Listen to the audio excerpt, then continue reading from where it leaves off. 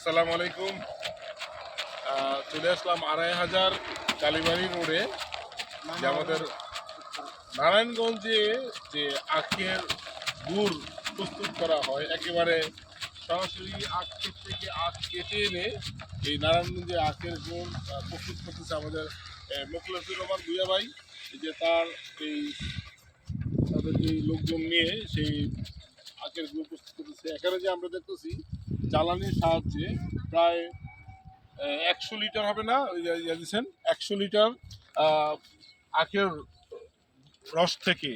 রস থেকে প্রায় ৪০ থেকে ৪৫ কেজি কিন্তু গুড় প্রস্তুত করা সম্ভব ৪ থেকে ৫ ঘন্টা এই জ্বালানির মাধ্যমে। কিন্তু এই প্রায় ৪০ থেকে ৪৫ কেজি গুড় প্রস্তুত করা সম্ভব। খুবই ভালো লাগলো যে আমাদের নারায়ণগঞ্জের একটা গর্বের বিষয়টা। নারায়ণগঞ্জ এমনিতে অনেক কিছু দিয়েই পপুলার, সবাই জনগণ চিনে, বাট ২৫০০-এর মতো জায়গায় এই কালীবাড়ি এরিয়ায় আমরা দেখতেছি শস্য শ্যামল সেই ক্ষেত থেকে আখ তৈরি করে, আখ যখন এখানে উঠায় কয়েক মাস তারা আখটা তুলতেছে ক্ষেত থেকে সরাসরি। এবং এই আখ কিন্তু আমরা ইতিমধ্যে দেখতে পেরেছি এই আখ থেকে কিন্তু গুড়, আখ থেকে রস সংগ্রহ করে, এই আখ থেকে রস সংগ্রহ করে আখ কিন্তু চাইলে আপনি খেতেও পারবেন। এই আখ খাওয়ার মতন, খাওয়া উপযোগী, অনেকেই এসেই কিন্তু খেয়ে যায়। এই আখ থেকে রস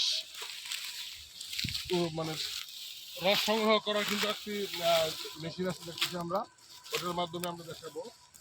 পোজ, এটা হচ্ছে যে আখ থেকে রস সংগ্রহ করার মেশিন, যে এটার মাধ্যমে কিন্তু করে এই যে রস যে সংগ্রহ করে আমরা দেখতেছি, এই রস সংগ্রহ করে এই রসগুলো কিন্তু এই জ্বালানিতে দেওয়া হয়।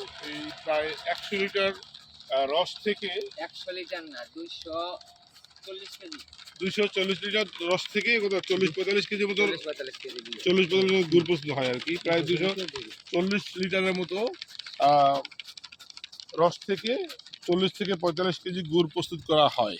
তো আমরা দেখছি এখানে যে জ্বালানি ব্যবহার করতে সেই আখের রস সংগ্রহ করছে, যেই আখ থেকে ওই আখের বীজটা থেকে কিন্তু আসলে পরবর্তী জ্বালানি হিসেবে কাজ করছে। সুতরাং এখানে যে রৌদ্র শুকিয়ে ওগুলোই কিন্তু জ্বালানি হিসেবে ব্যবহার হচ্ছে।